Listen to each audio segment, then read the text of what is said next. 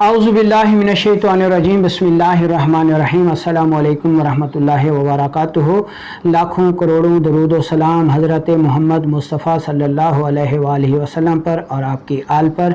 मैं हूं आपका मेज़बान हकीम लियाकत अली खींची और आप देख रहे हैं हमारा यूट्यूब चैनल हकीम लियाकत खींची। और आज हम जिस मौजू पर बात करेंगे वो है जी कि यूरिक एसिड क्या है, क्यों पैदा होता है, इसकी वजह से पैदा होने वाले दर्दों के लिए कौन सी अद्वियात हैं और किस तरह हम यूरिक एसिड से बच सकते हैं।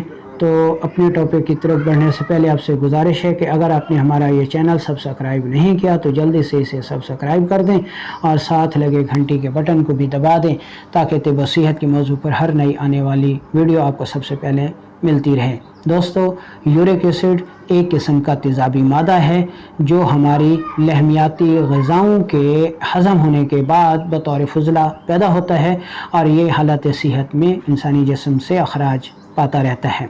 जब कभी हम लहमियात वाली ग़िज़ाएँ, प्रोटीन वाली ग़िज़ाएँ, सौदावी ग़िज़ाएँ, तुर्श या तेज़ाबी ग़िज़ाएँ ज़्यादा इस्तेमाल करें या खुश्क सर्द से खुश्क गर्म माहौल में रहें या फिर हमारे हवास पे हर वक्त सेक्स का ख़याल सवार रहे, नफ्सियाती जज्बात रहें, हम मखलूत निज़ाम तालीम में रहें, फ़ाहिश फ़िल्में ज़्यादा देखें, नेट पे फ़ाहिश माहौल में ज़्यादा वक्त गुजारें, तो इस वजह से भी यूरिक एसिड इंसानी जिस्म में बढ़ जाता है।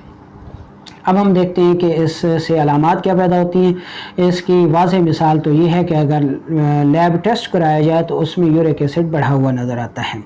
गैस होती है, तेज़ाबियत होती है, डिकार आते हैं, मकद के रास्ते हवा ज़ोरदार आवाज़ के साथ खारिज होती है, इंतहाई शदीद दर्द होते हैं, जोड़ मुंजमद हो जाते हैं, कभी बवासीर भी हो सकती है जो कि कभी खूनी हो सकती है और कभी बादी हो सकती है, एच पाइलोरी का मसला भी हो सकता है। तो ये सारी अलामात जो हैं वो पैदा हो जाती हैं।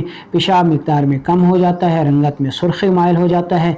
ऐसे मरीज़ों की जो ज़ुबान होती है वो सुर्खी माइल होती है और किनारों से दंदाना नुमा होती है और कभी उस पर ज़ख़म भी होते हैं और कभी ज़बान कटी फटी होती है, कभी उसमें ज़ख़म पैदा हो जाते हैं, खाना खाते हुए बहुत ज़्यादा तकलीफ़ होती है और कभी जो है इस पर छाले भी नमूदार हो जाते हैं।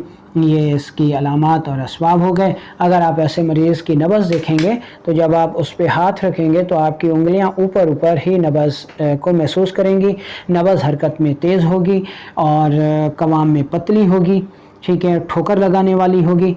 ये इसकी तशख़ीस हो गई। तो अब हम चलते हैं असूल इलाज की तरफ। इसके इलाज के लिए आपको 4 चीज़ों की ज़रूरत होगी। पहले नंबर पर आपने लेनी है अजवैन देसी, दूसरे नंबर पर आपने लेना है पुदीना, तीसरे नंबर पर आप ले लेंगे सना मक्खी और चौथे नंबर पर आप ले लेंगे सुरंजा शीरी।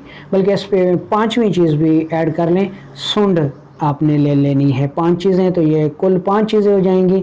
इनका आपने इंतहाई बारीक पाउडर करके बड़े कैप्सूल भर लेने हैं और एक कैप्सूल सुबह दोपहर शाम इस्तेमाल करें। अगर जोड़ों में बहुत ज़्यादा दर्द हो तो उसमें आपने ये करना है कि 1 पाव सरसों का तेल ले लें और ये जो चीज़ें मैंने आपको बताई हैं ये आपने 10-10 ग्राम ले लेनी है। सारी चीज़ें ये 50 ग्राम हो जाएंगी।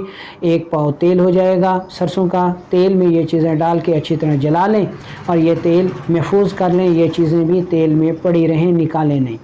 अब रोज़ाना सुबह शाम तेल को अच्छी तरह हिलाने के बाद वो तेल जोड़ों पे मालिश करें। जहाँ जहाँ पे दर्द है वहाँ पे आप लगा सकते हैं। तो इंशाल्लाह कुछ ही दिनों में जो यूरिक एसिड के दर्द हैं वो ठीक हो जाएंगे। अच्छा, इसमें आपने जो परहेज़ करना है वो आपने हर किस्म की तुर्श, तेज़ाबी, गोश्त, दही, लस्सी, बर्गर, शवारमा, इनको बंद करके आपने फ़ैट्स और कार्बोहाइड्रेट्स को इस्तेमाल करना है। मसलन करेला इस्तेमाल करना है, मेथी इस्तेमाल करनी है, पालक इस्तेमाल करनी है, कद्दू शरीफ इस्तेमाल करना है, बकरे का गोश्त है, सिरी पाए हैं, ठीक है, अखरोट हो गया, फालसा हो गया, केला हो गया, अमरूद हो गया, ठीक है। ये चीज़ें आपने ग़िज़ा के तौर पर ज़्यादा इस्तेमाल करनी है और तुर्श चीज़ें छोड़ दें।